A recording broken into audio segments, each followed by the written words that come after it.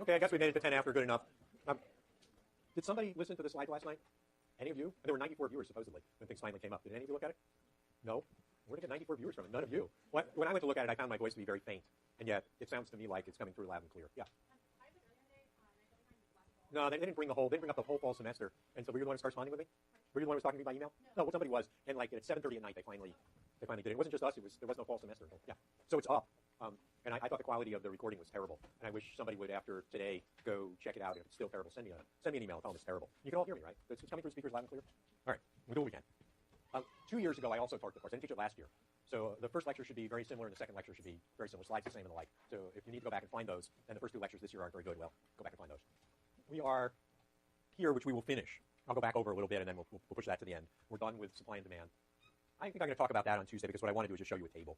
If you really have an interest in a comparison of two environmental systems that are quite different, it's reasonably readable. It's me and one of my Swedish friends writing. But this is not you must do this by Tuesday. This is Tuesday. I will bring up the interesting table and talk about it for 3 minutes. The 9th is when? The 9th is 5 days from now, right? So that is Tuesday. People have started the problem set? How many people have started it? Just a little show of hands. Okay, so we're not having, oh my God, you didn't teach me X or anything like that, right? Okay, excellent. I'll get into this today. This is kind of a preview of what makes environmental economics different from other pieces of economics. Are interested in market failures. And it's a first look. We'll come back to some of these same things in a great deal of detail. So that's where we're going. That's the lay of the land. Okay, now get rid of this. And from current slide. Okay, so this is roughly where we left off last time.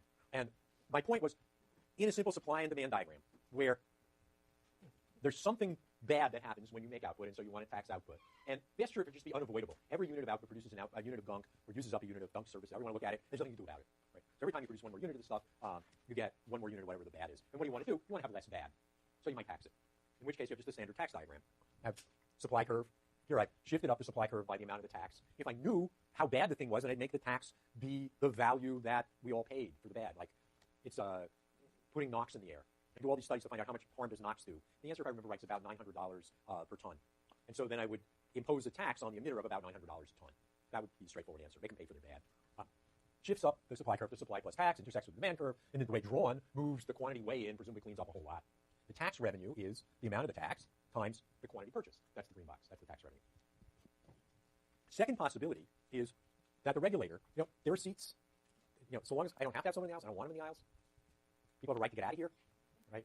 You can go Google Coconut Grove and see what happens in nightclubs when you can't get out. Look at the stuff about people being trampled to death and stupid things like, somebody threw something in the trash and people actually die over it. So I don't want to be responsible for that. So have a seat. And you're welcome to come join me up here if you want. There's one seat in the hot spot here. Okay. But so long as we have seats, let's use them. Yeah, you can have a seat too. It's okay. I'm perfectly, you're coming from all over campus. I know people will be 3 or 4 minutes late. I'd rather you pushed your way in and got a seat than you did. Oh, okay. All right. I have a new friend. Good. Thank you for coming down and joining me. So the other way to tell the story is the regulator says, I know the right amount of gunk. The right amount of gunk is the amount that we produce when we have, I'll call this 2 if you don't mind, 2 units of output. So the person who's making, or the firms that are making this, you may produce no more than 2 units of output. That's all. So now I know the quantity. Yeah? If I know the quantity, I also know the price because I have a demand curve. So the price is back where it was for the consumer. Price for the consumer, either way, is 2.5. But look at the difference. The producer would have been happy to produce this at a price of 0.6. He's actually getting paid 2.5. He can't produce anymore because, well, there's a nasty regulator out there with a gun to his head. We'll put him in prison if he produces anymore. So he's not going to produce anymore. He'd love to produce more. He's just not allowed to. What happens? He gets this enormous amount of revenue. This all becomes his. So a quota is going to transfer this amount of revenue to the producer. So a tax will do the job. It'll clean up the environment. A quota will do the job. It will clean up the environment. The difference between the two is some amount of money is either going to land with the government who had the tax, or that money is going to land with the producer. Producers, of course, would much prefer for the money to land with them. So you look at American environmental policy, and you see that most of the policies are written in terms of some kind of quota, emissions permits. You may emit up to this amount and no more. What should go on in the back of your mind is that will clean up the environment. It is quite true.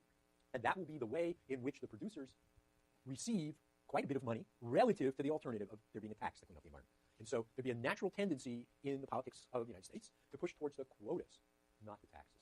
That's my point. And that will come up again and again, of course. But there is the point made as simply as possible. Okay, could you draw me a picture like this and explain what a quota does, what the prices you get from a quota, who gets this, which we call the quota rents? That's all I want you to be able to draw me a tax diagram. You're drawing me a number of them for your homework. I know you can draw those. And then I'd like you to also be able to take the same diagram and ask what would happen if you could produce no more than this. What would the price be to the consumer, and who would get the money? That's the point there. Questions? I move on to something else. Yeah? Not the way I set up the straw case, right? I set up the straw case so if you have the same output, you have the same cleanup. And so no. Can you set them up so they're always equivalent? Almost. There's a famous case in which the regulator doesn't know for sure what the supply and demand curves are. And then it matters whether he chooses a quota or a price, and there's some advantages to each. And I will leave that for 101 or 102. Or if you really insist, later in the term we'll have enough tools so I can do it. I don't have enough tools now to do that. Is it what? We don't use the word incidence. We just don't use the word. But that's what you've just done. Incidence is where did the money go? Who paid the money? And here it's the same kind of idea as you're pointing out. It's who got the money. Yeah, we just don't use the word. Let's go back to this loan rate idea. And a little history. So farms go into recession well before 1929. Right? Crash of 1929, how many people heard of that? Come on. Okay, so crash of 1929, we understand. Well, if you were in the farm sector, as you're growing wheat and corn and stuff like that, commodity prices were extremely low from, I think it was 24 or 25 on. That meant that you didn't have any money and you weren't buying anything. So the farm sector, less than half of America by then, was already in recession.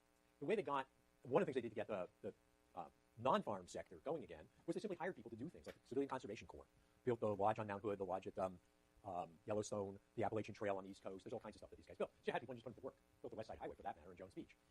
You can do that in the agricultural sector.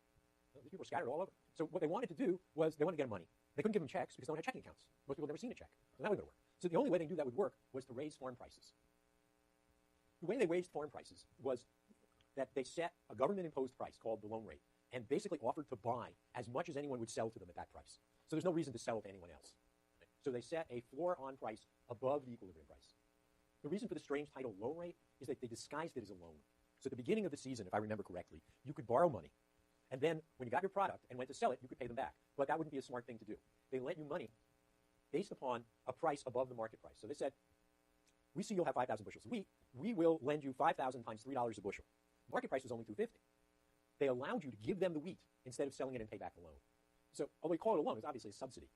The idea was to buy the product until they forced the price up to a new high price. We still do things like this, but it's way more complicated. Maybe we'll take some time to talk about it much later. Maybe we won't. But here's the story. Now we can give you the whole one. Here's a loan rate. I've drawn it so you are above the equilibrium, right? And here, let me play with my toy. I think I'm finally, after years, getting to the point where I can use it. Come here. Okay, there's a pen, right? So here's your loan rate. Here's your equilibrium. And you set the price above the equilibrium price. If you do that, then, let's see. There we go. Then the quantity demanded is going to be where the loan rate intersects demand. And the quantity supplied is going to be where the loan rate intersects supply. Obviously, supply is much bigger than demand, the way I've drawn it. So the government has to buy and take off the market quite a bit of food, which is exactly what it did. It has to find a way to get rid of it. There's a very long story about all the different ways they found to get rid of it. The most inventive one, which still goes on, is export subsidies. So we produce far more powdered milk than you can possibly drink. Whole fat powdered milk, by the way. And we send it abroad and we subsidize sending it abroad. Okay. That gets it out of the market and allows us to increase the price of milk. Because milk is something that's bad for children and we don't want any of it around, right? Okay, you can make your own judgments on whether that's a good policy. So that was a very expensive policy. One of the things they did to reduce the cost was they said, if you want our high price, then you can't farm all your land. So if you farm less of your land, what will happen to the supply curve? Shift where? In, up, right? Which I then drew. Supply in, I guess I say it. Now you have the new equilibrium quantity with the set aside. And it's smaller than the old equilibrium quantity, which is the point. It's actually, as I've drawn it, very close to the old equilibrium quantity. If you look in the text, I worked out an example, and that's actually how it comes out. It's pretty close. And then the government purchases go way down. That's why you do a set aside. Now you don't have to find a way to get rid of the corn. They just didn't grow the corn to begin with. That makes it much easier for you. So they use the two policies together to raise the price and yet not have a huge amount of stuff they had to get rid of. So why set aside here? To reduce the government outlay. Well, let's go back one.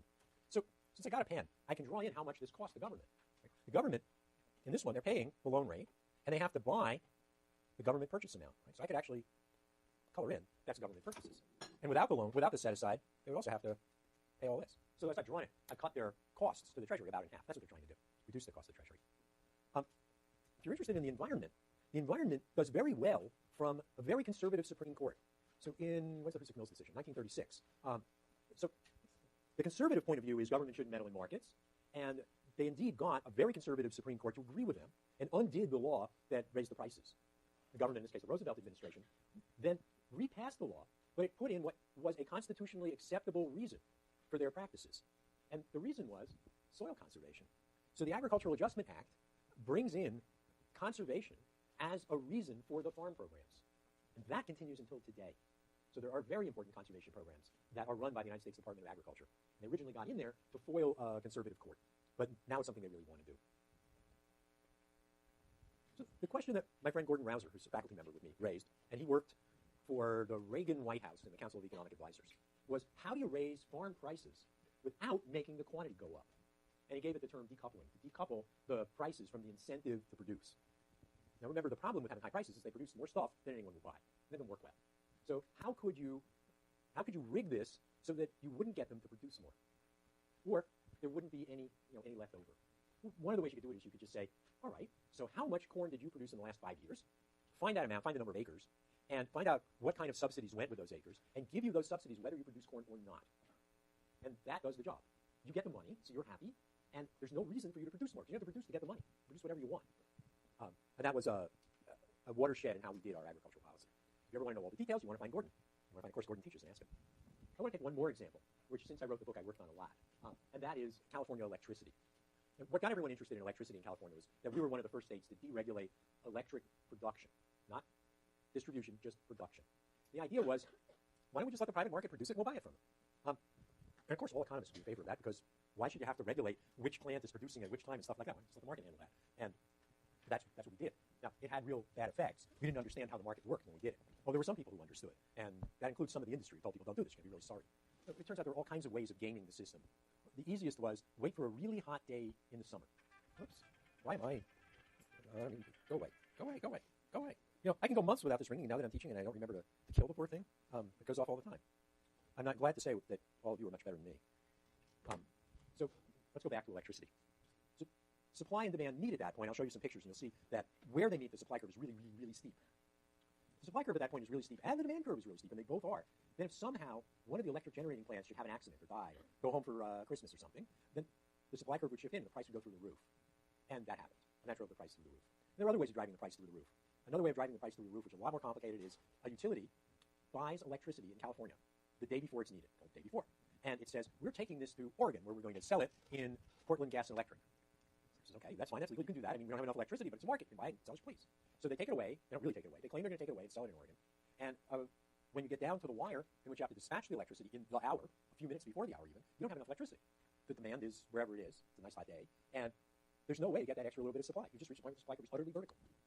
Then the guys who bought it from you sell it back to you. And they sell it back to you at a phenomenal price. They make like $200, $300, $400 a kilowatt hour. I don't remember the units here. I'm off by 2 per 100 kilowatt hours, 1,000 kilowatt hours. They make a killing. And what they did is they didn't really export the electricity, of course. Electricity wasn't produced yet. They just got a piece of paper that says this is our electricity, and they were allowed to buy it for relatively cheap, and they sold it back to you for very expensive. And the doing of things like this made this market work very, very poorly. Right? So that's what's going on. Now let's look at some pictures. This I showed you before. It's just what kind of energy is there. The real picture you want from these guys, and I didn't realize it until I went to the Netherlands this fall. The picture you want to find is you want to find how much of this stuff is electricity. You'd be shocked. There's an awful lot more energy in our natural gas than in our electricity. So though we're all hung up on electricity, that's actually not where the money is. But there's your energy flow, which we already talked about. Here's electric power industry by fuel. Look at the United States. A while ago, coal's big, natural gas, nuclear, other renewables, right? If you look today, and someone can go look, you'll find natural gas expanded. You'll find coal contracted. And I'm sure you'll find this guy expanded, but he's not. He's not a giant guy. So there's still a lot of play in these renewables. Okay. So I'm interested in fossil-fueled electricity. Why fossil fuel? Well, the amount of hydropower is given by the amount of water that fell. When you let it through the dam is up to you, but you can't change the amount. So that's pretty fixed. Nuclear power plants are hard to turn on and off. So you have a nuclear power plant, what you want to do is you want to get the thing up and running, and you want to leave it alone until its fuel is exhausted, and then you want to turn it off. What you don't want to do is walk up to the dial and say, well, it's after midnight, people are not needing much electricity, so I'm just going to crank down my nuclear power plant. That turns out to be a really bad thing to do. You probably cause a shutdown, and it'll take you 3 days to restart. Or you could do what they did at Chernobyl and cause a shutdown, and they never restarted. So you don't want to play with these things. These are base load plants. They run all the time. They run day. They run